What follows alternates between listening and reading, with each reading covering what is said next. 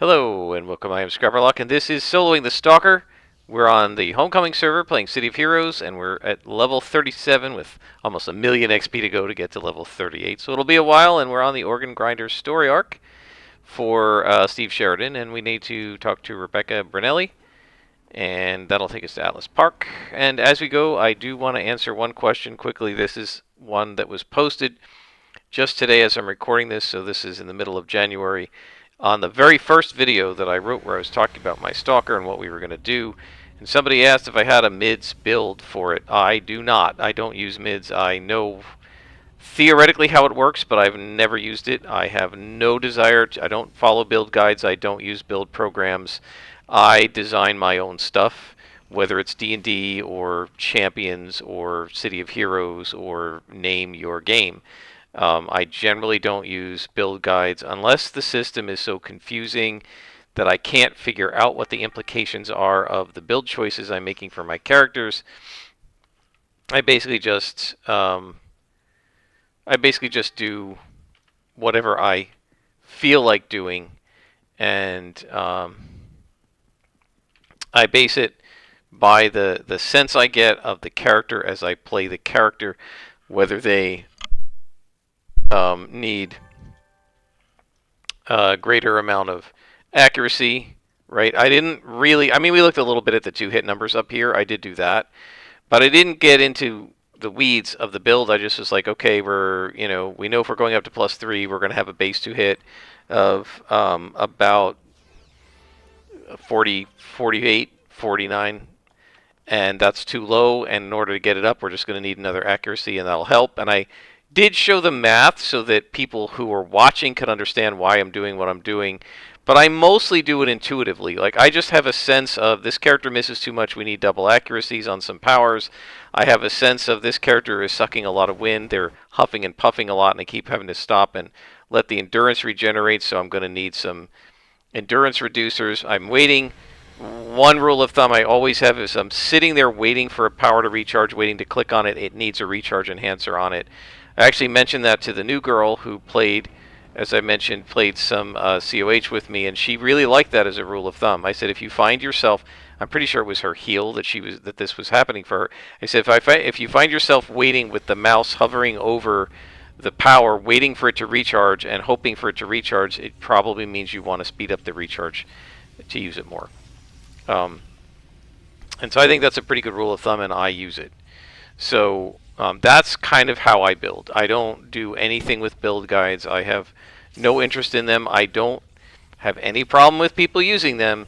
It's just not the way I like playing role-playing games. I am a role player, right? So I'm taking what I think this character should have, and what if I'm playing something like Champions, I know how to min-max. I'm perfectly capable of doing it. As a GM, I often did it for the villains because my players were min-maxing, and my feeling then is, okay, well, if the players are going to min-max, then the villains get to be min-maxed too, and in fact need to be in order to provide an appropriate challenge for the players. My feeling has always been what's good for the players is good for the NPCs, and if the players don't want the NPCs to do X, right? If the players don't want their spells counterspelled, then they shouldn't counterspell the NPCs. If they want to do counterspell, then the NPCs are going to do it back, right? And similarly, if you don't want the NPCs to be min-maxed to the 8 billionth degree and to be incredibly effective in combat, so much so that you can barely win a battle, then don't be min-maxed and hyper-uber-maxed out, right? We notice we're missing over and over again. We even have 67% to hit. So sometimes you just can't help it. It happens. These guys are +3 to us, and they are level 40s. So we're into the 40s now, guys, in terms of the enemies that we're fighting. So pretty cool. We are looking for 3 scientists to rescue.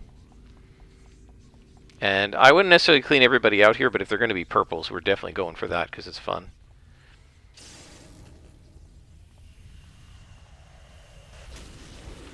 Let's take a look with Shadow Maul. I can't remember. These guys, no, they don't have any particular resistance to either negative or smashing. If they did, one of those numbers would be lower. Or if they were more vulnerable, one of the numbers would be higher.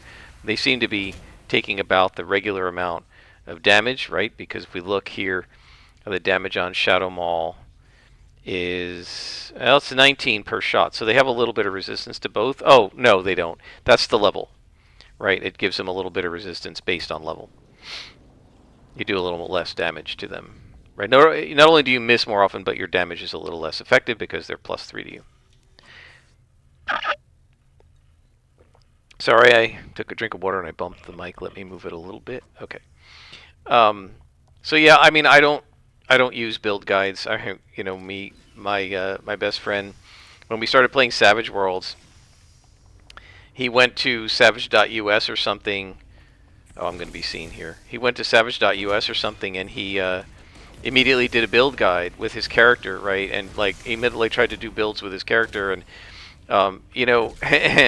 he doesn't understand how the game's played, and he's trying to min-max a character. This is kind of silly because you got to understand the game first, right? So he creates this character, and he's trying to max out.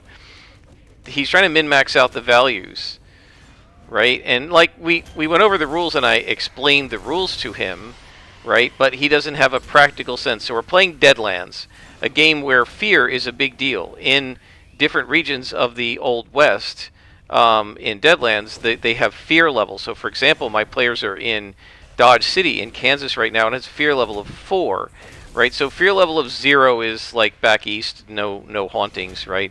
Fear level of 1 is things are starting to get a little weird, and then as the fear level goes up, what happens is you start taking penalties to your fear rolls, right? So, at fear level of 4, you're at -2, and so you're going to get -2 to every fear check, and there are going to be a lot of fear checks because Deadlands is a horror game, right? So in order to min-max out what his character was doing, he gave his character, I think, like a D4 in spirit, or maybe it was he gave himself a D4 in vigor. And I wrote him back, and I was like, "Are you sure you want to do that? That doesn't like." I said, first of all, every time you take a wound, you have to make a vigor roll to see if you resist the wound, and D4 is you're gonna fail a lot, and then your toughness, which protects you from getting wounded, is based on your vigor die over 2. So you start out with a base of a D6. If you go down to a D4. Well, you start with a D4, but you get to make 5 increases, right? So instead of upping spirit and vigor and stuff, he like cranked his agility and smarts, I think, to like D10 or something.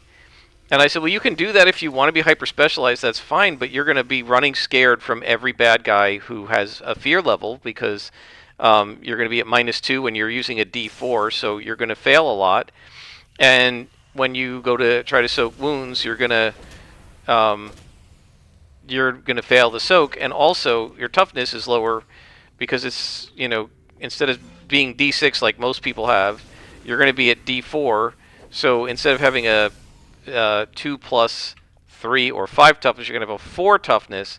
So then anytime somebody with like a D8 damage or something, or a 2d6 damage attacks you, you're going to start taking wounds. Like, you're going to get killed, and you're not going to be able to soak the wounds. So, yes, maybe if you use the build guide in wherever he got it, it helps you, like, max out, like, so you can do a little more damage, or you'll have a few more power points for your spells. But if your character dies the first time somebody gives you a paper cut, what good does that max out do for you, right? So I said, realistically, D6 is kind of the average in each stat. So a D8 would be above average in the stat, and a D4 would be below average. I said somebody whose D4 vigor is sickly and weak. Somebody who has, like weak constitution. Somebody who has D4 in spirits is like really easily scared and easy to intimidate and to persuade and stuff like that. Are you going to be easy to brainwash? And he's like, no, I don't want that. And I said, well, then I don't recommend that. He said, well, what do you recommend? I said, I recommend using the 5 of these to push all of them to D6. At most, you have maybe 1 D4 and 1 D8, but even there, I certainly wouldn't, in a game where there's a lot of killing attacks, I wouldn't go D4 on Vigor, and in a game where there are a lot of fear checks, I wouldn't go D4 on Spirit. And he's like, well, I don't really know how to play the game. And I'm thinking, yeah, that's why you shouldn't be following build guides on a game you don't know anything about. So this is the thing, this is the problem I have. You get these people who have never played City of Heroes. They don't even know how to con enemies or target them. There was somebody who was complaining about the game, and one of his complaints was having to target the enemies by clicking on them. I never target enemies by clicking on them. I tab and I control tab. Control tab gets you the nearest target, right? I do that a lot. And so, and I'm not saying you can't click on them. Sometimes, every once in a while I will if they're in a bunch and I'm trying to just click on one and I don't want to do all the tabbing. But, he didn't even know, and yet he's probably using mids or pines. So one of the things I object to is trying to get new players to do this min-maxy stuff, right? That's probably not the right thing to do, because the new player has to learn and understand the game first, right? You kind of want to understand why things are the way they are, understand how accuracy works, the difference between accuracy base to hit and the total to hit. What's a defense debuff and how does it work, right? There are people who have asked me on this channel who may have been using mids and pines all along. How do you get those numbers up there that you have up by your health bar, right? So they can't even post the numbers to check them and see what they're like in game. They're just relying on whatever it says in mids or pine, right? Whichever ones those are that you're using. Again, I don't have anything against these build guides and build programs, but I think that if you don't know anything about the game, they're liable to do more harm than good.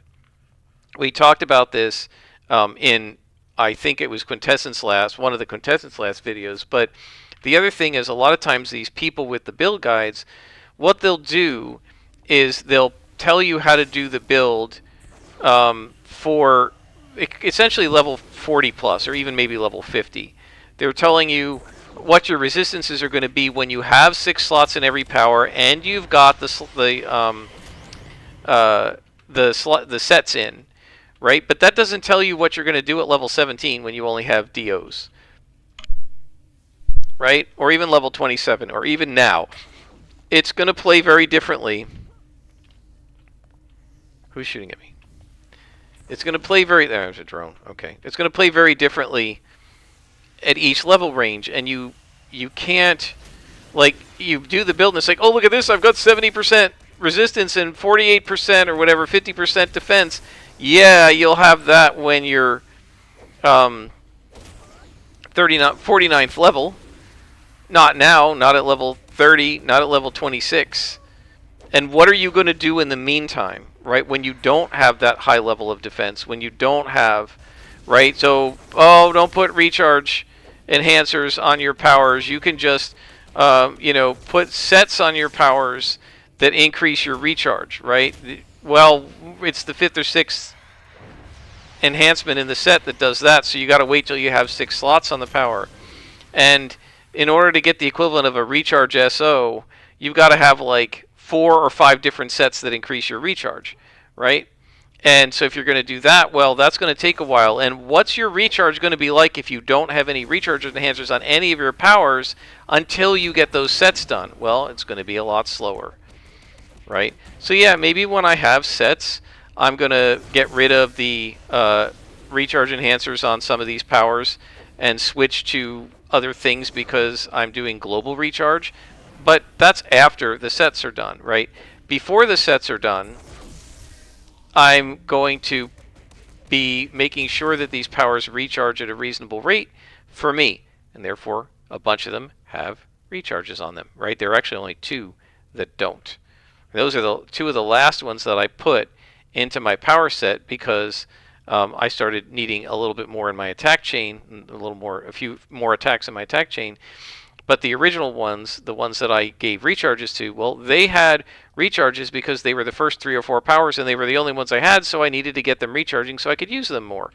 If I'm just going to wait until I have sets to make these powers recharge faster, then I'd be sitting waiting for a long time for the powers to recharge every single mission, every battle for what, weeks, maybe months until I have leveled up enough, right?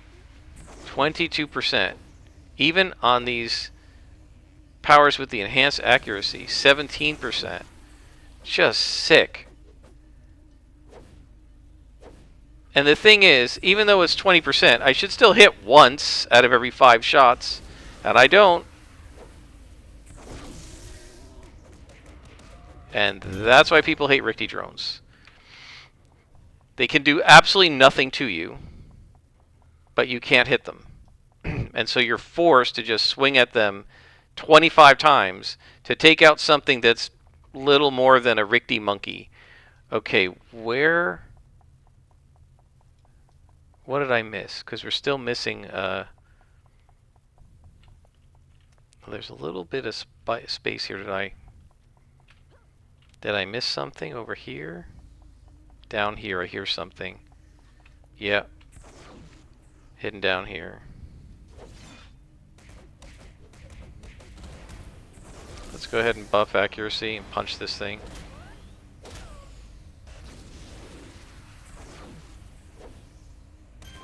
Okay, that got rid of it. Then this guy's not a problem.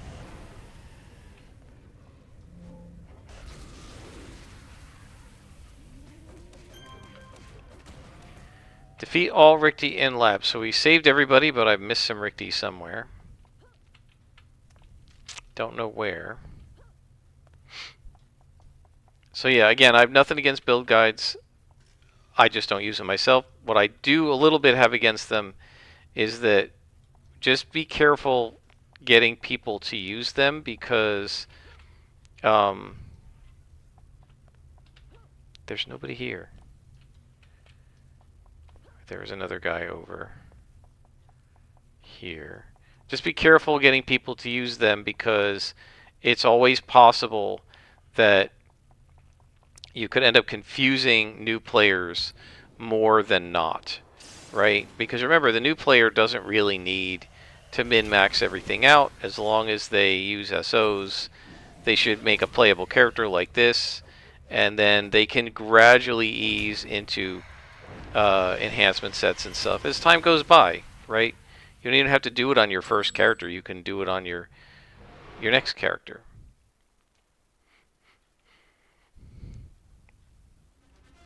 So I would just urge caution. Organ grinders. We have to visit Seraph now. Okay.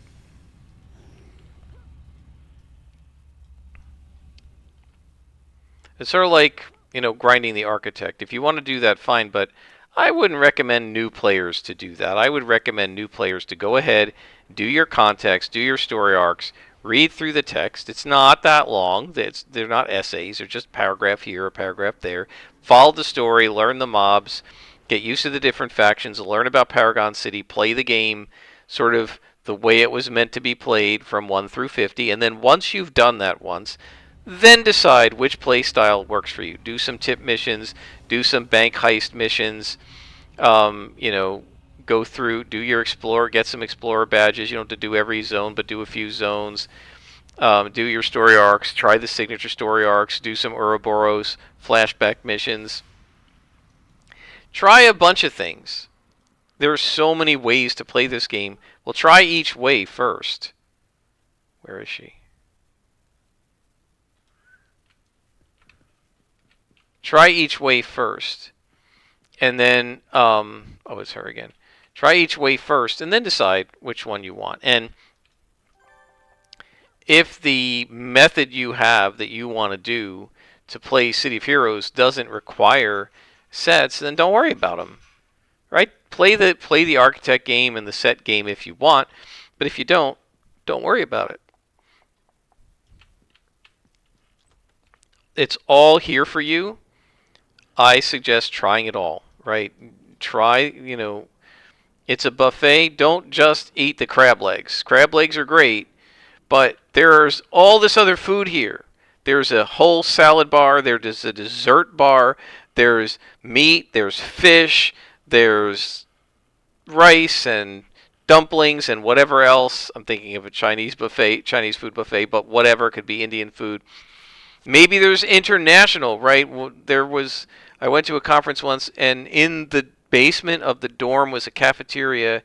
My students were so mad when they saw this because they're like, this isn't even the main cafeteria, and they had a pizza bar, they had a Mongolian bar, they had what other kind of food? They had Thai food. They had hamburgers and hot dogs and stuff. They had a salad bar. They had, I think it was Italian food. They had Greek food or something like that. I think one of the girls got a gyro one time.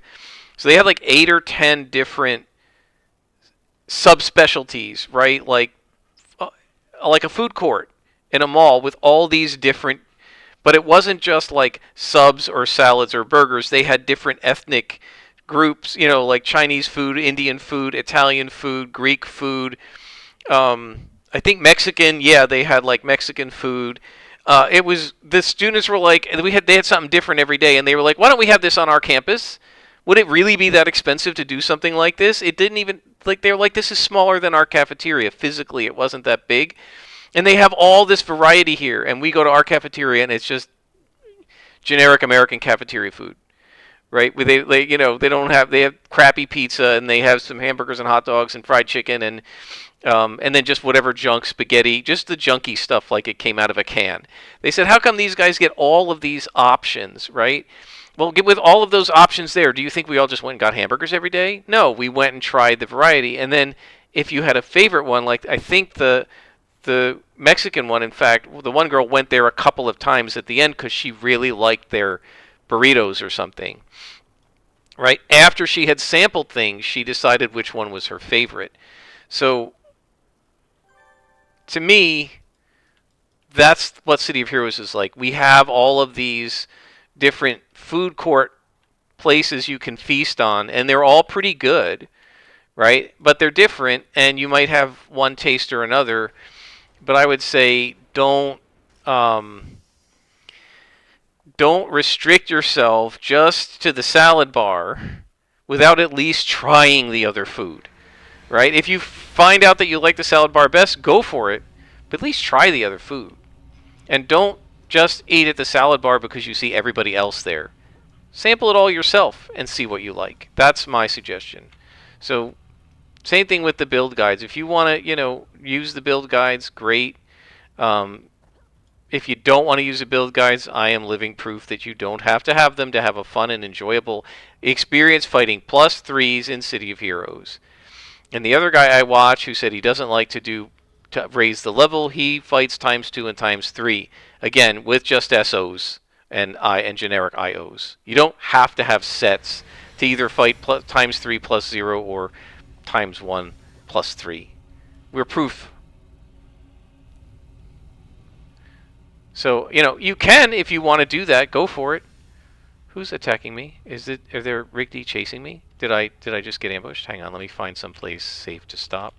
That's not safe. This is okay here. We stop right here. Yeah, somebody's shooting me. Okay, that's a drone. I'll just bring him over here. Okay.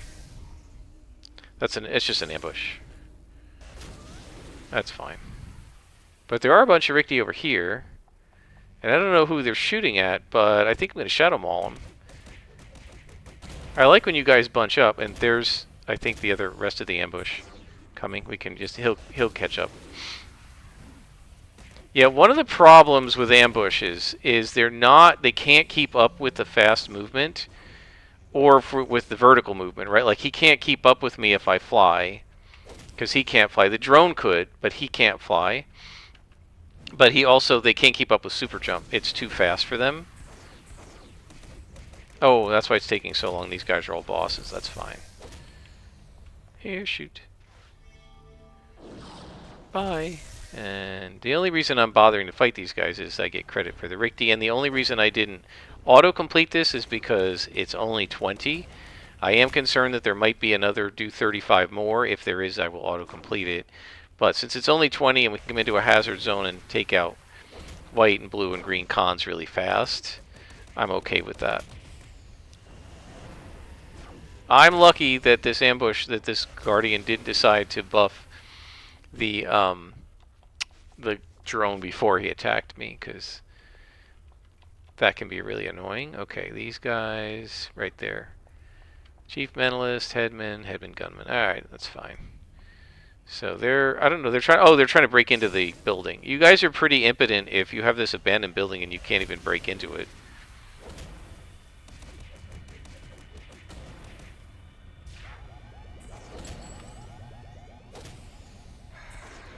For something like this, I often will just wait for Shadow Maul to re-up because it does so much damage to an area that it's worth it.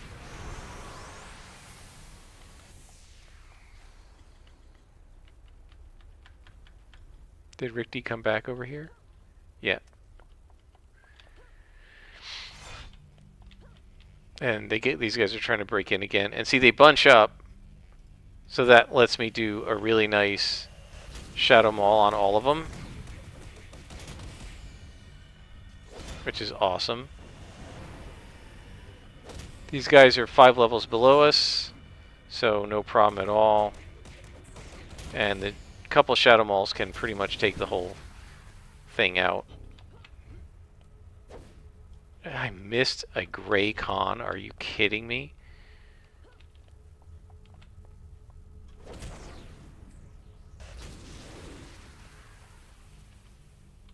And then this guy. So how many do we have left? See, just 6 more. So that should be easy enough to find. Oh, Rick D here. Okay. We'll let these guys help us. We just got to do a little bit of damage to each one to get credit. And excellent. So we got conscripts and stuff here too. So again, shadow mauling. We should be able to just about finish things up. If I gotta get this guy. If I can get credit for him. There he is. Oh, come on. No, don't kill him off. Oh no. They got credit. No, I'll just ignore these guys. We just need one more Ricky.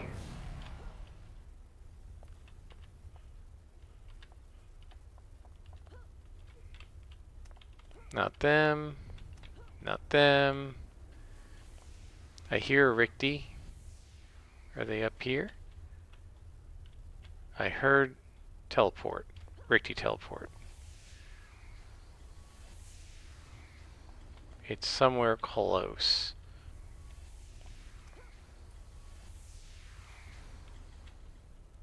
There. All I need is one guy. Oh, you had to knock him off. Got him. And we're going to investigate Craze Folly. Cool.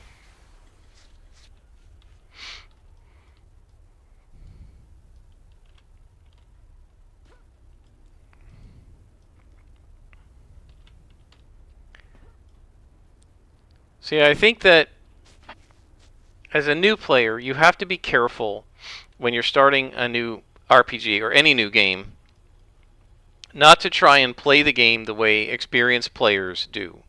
The experienced players have good reasons for why they do what they do, but they also have a lot of experience playing the game, and their reactions to things are going to be different from yours when you're new. And so it's important not to try and mimic the experience. We've talked about this before, and don't try to mimic the experienced players, because the experienced players are capable of doing things that until you practice a little bit, you kind of can't. It's like trying to sit down and play, you know, a really tough piece from Beethoven the first day you learn the piano. No, you got to start with scales and stuff. You don't try to do like one of the toughest pieces ever written the first time. right? And if some piano player, some pianist who is an expert and is used to playing Beethoven says, this is how I play it, it doesn't necessarily mean that you should try to play it that way.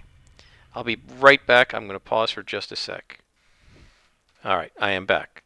So one thing I wanted to mention, the reason I brought up the piano, just yesterday, I think, as of the time of this recording, of course, just yesterday, let's see if there's anybody up here. There's not. Let's see what we got here. Guardians. Just yesterday, I saw this video on YouTube, and it was a pianist who I guess is a YouTube pianist, and he was showing there was this concert. It was it was a woman speaking English, but she was giving a concert in Japan to a large audience, and after playing for a while, she had a bunch of notes in a hat, and she asked the little kids to come up and to choose four random notes. And out of these four random notes, she sat there and thought about it for about a minute, and then she created like a piano concerto, or whatever you want to call it.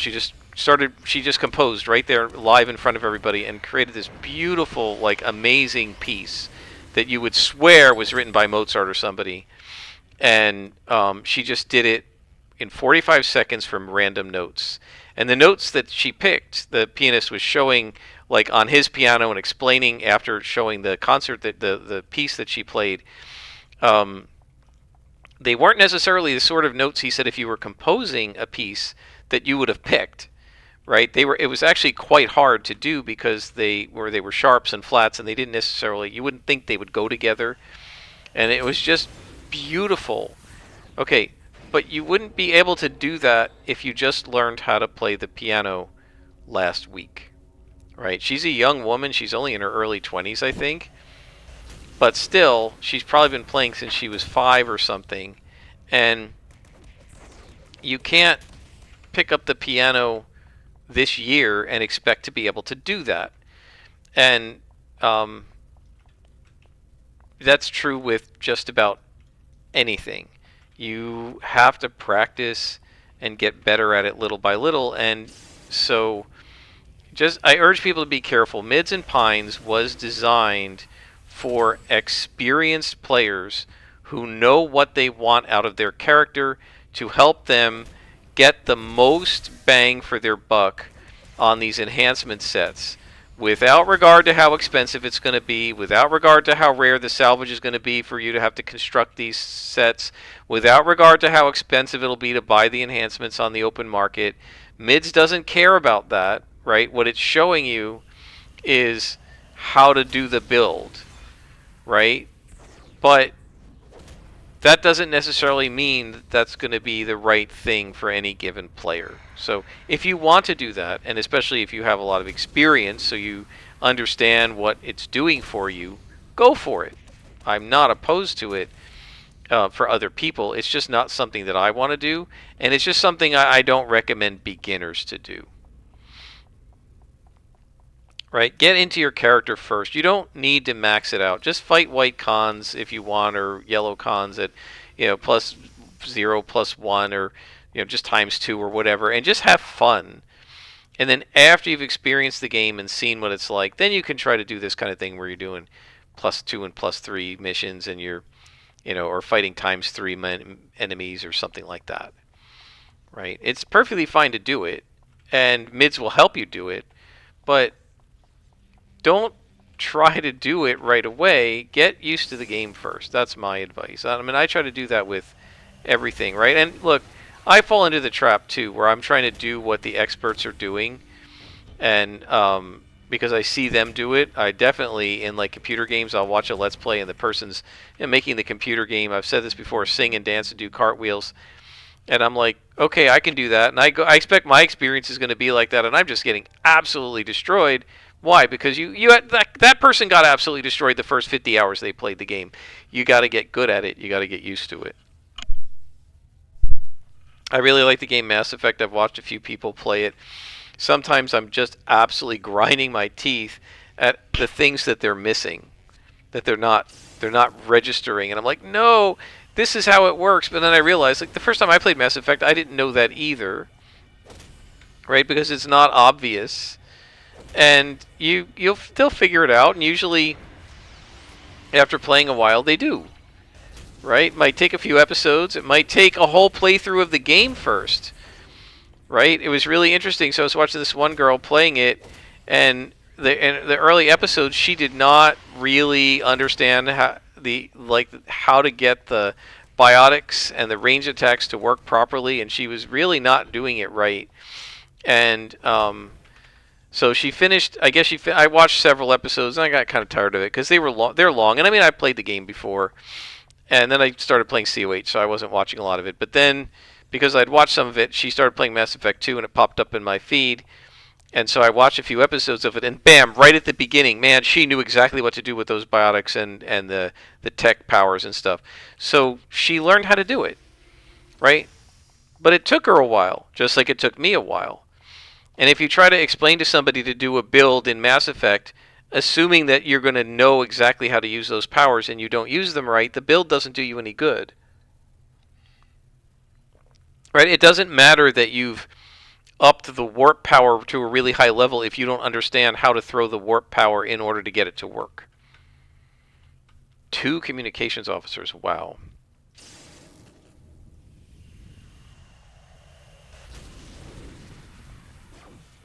So, why did I do that? I was trying to stop this guy from summoning. I don't know why, because it doesn't really matter if he summons.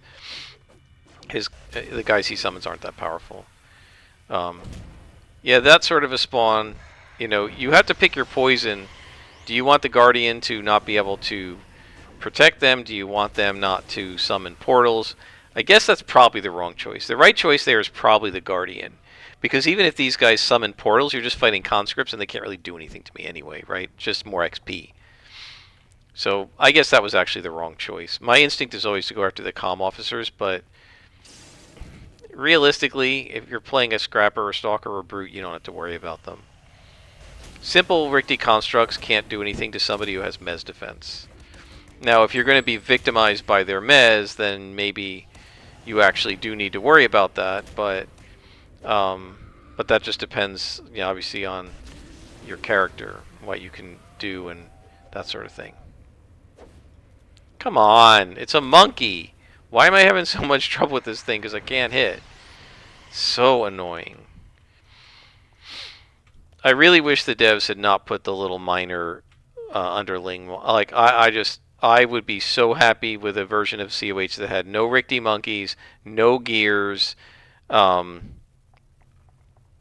no rubbles, none of that. I just find them so useless because they can't do anything to you, and you just have to stand there and hit them to get rid of them because they count as the defeat all, right? I don't know. I'm not a fan of those guys.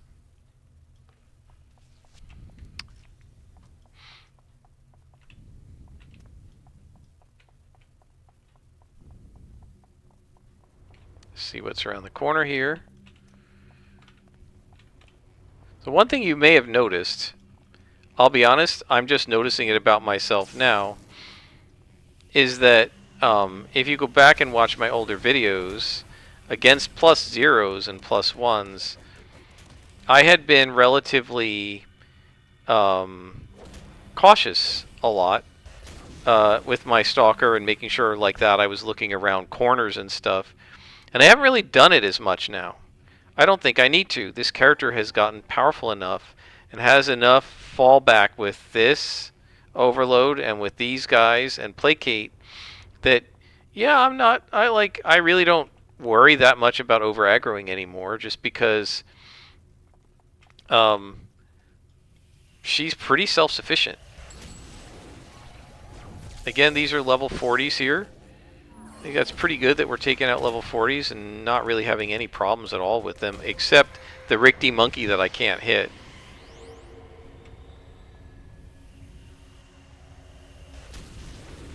But other than, you know, whiff cycles, we actually have been doing really well.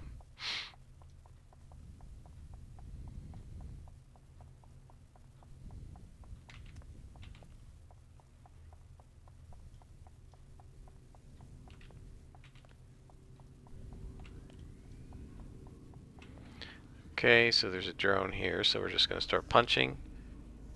So I do want to explain the reason when I see that there's a drone there. Look at this, 3 misses in a row. Look at our hit rolls. We rolled at a 70, 75, and what else? I didn't see what the other one was, but yeah. So well, the reason I just start punching and I do not use Assassin Strike when I see the drone is because they will shoot at us. They may not hit, they probably won't actually. But if they hit, they'll interrupt the Assassin Strike, so I don't see any point in doing it. And I figure I may as well go ahead and get started with these other attacks. And, come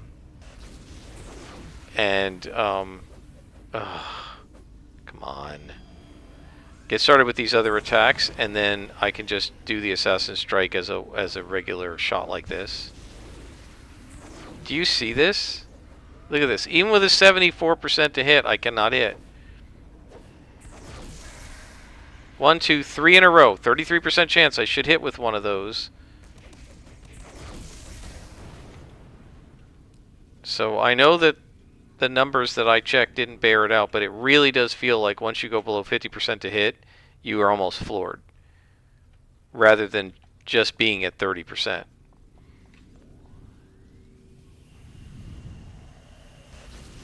Ugh, look at this. What did I roll? A 92.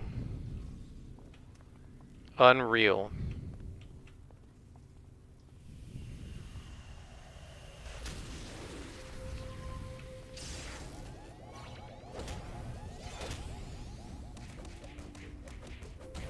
We're gonna placate. And then bam. Of course I missed again.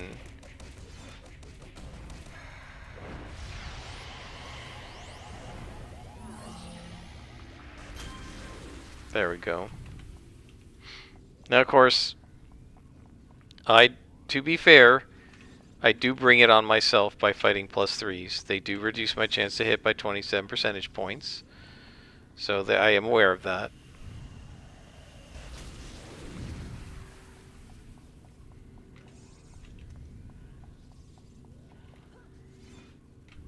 Who? There you go.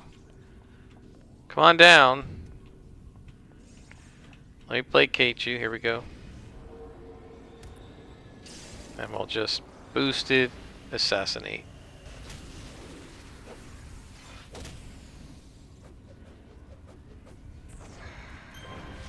And there we go.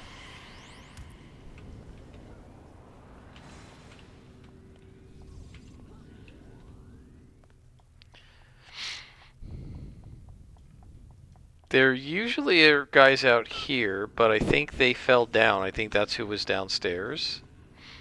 They tend to sometimes walk over this balcony here, this railing, and end up on top of there, and then sometimes they drop down. I don't think they can get back up once they're down there. Like, they could jump that high, but I don't think they can figure out how to get up there. Yeah, the computer can be pretty dumb about where it moves sometimes, and often they do get stuck.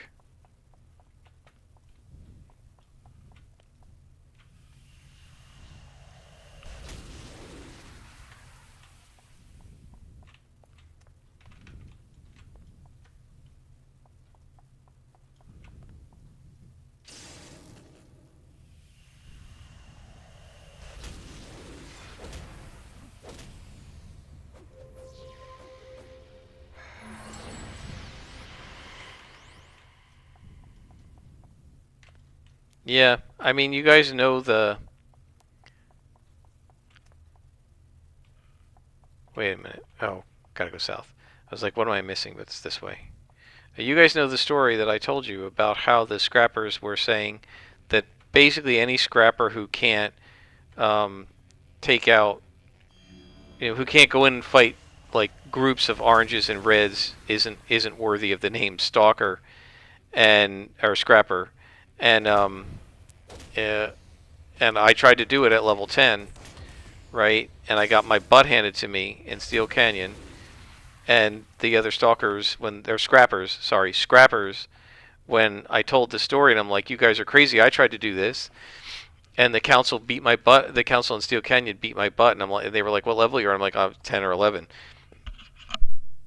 And they said, "Yeah, no, you can do this in your 20s, late 20s and early 30s, and higher." When you don't like, I didn't even have DOs yet. I had training enhancements. They're like, "No, you can't do it yet." Right? So you can't expect to play a game the way the experts play when you first started. And the experts shouldn't recommend that you play it their way. Let's get rid of this guy. Oh, the Guardian. Where are you?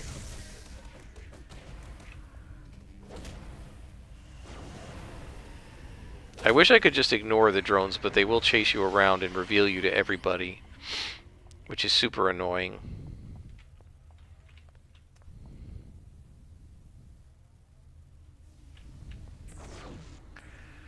So, I'll just try to build up, assassinate.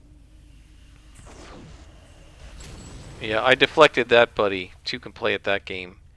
I'm a defense-based stalker, so... I do recognize that it can be a little frustrating, right? Because you watch people play these games, I do, and it seems like a lot of fun the way they're playing it, right? And you want to play it that way too. And you see these people doing mids and pines and like, look at, oh my gosh, he can tank as a blaster because of all his resistance and stuff. It's cool. But the person doing it is probably somebody who's been, and we finished the story arc, is probably somebody who's been playing the game for a while, right? And you'll get there. But you don't need to try to get it there by level 10 of your first character. Okay, so we completed the story arc. We're now 4 beads into level 30, almost 5 beads into level 37.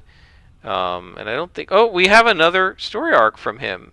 Hippocratic Oath. The Rigti just attacked the Chiron Medical Center, so we'll go ahead and do another story arc. So they went to Chiron, and then they took the doctors to Perez Park.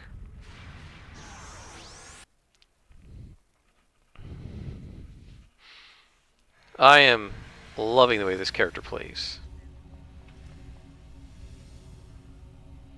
35 reward merits, so we are at...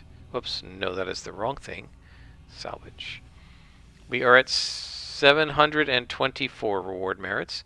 We also have some orange recipes. Let's see what we've got. Force feedback is knockback. We don't need that. We probably won't sell for anything. People don't care about knockback. And then Gladiator's Javelin is range damage. Probably not worth anything, but we'll see. 5,000, not worth anything. I'll just sell it. Unless it's worth hundreds of thousands, I don't bother putting it on the auction house. You got to pay, posting fees and stuff. And, when we're sitting here with like 25 million influencer, what do we have now? 26 million. I'm not going to worry about playing the market for 5,000 or something. It's just not worth it.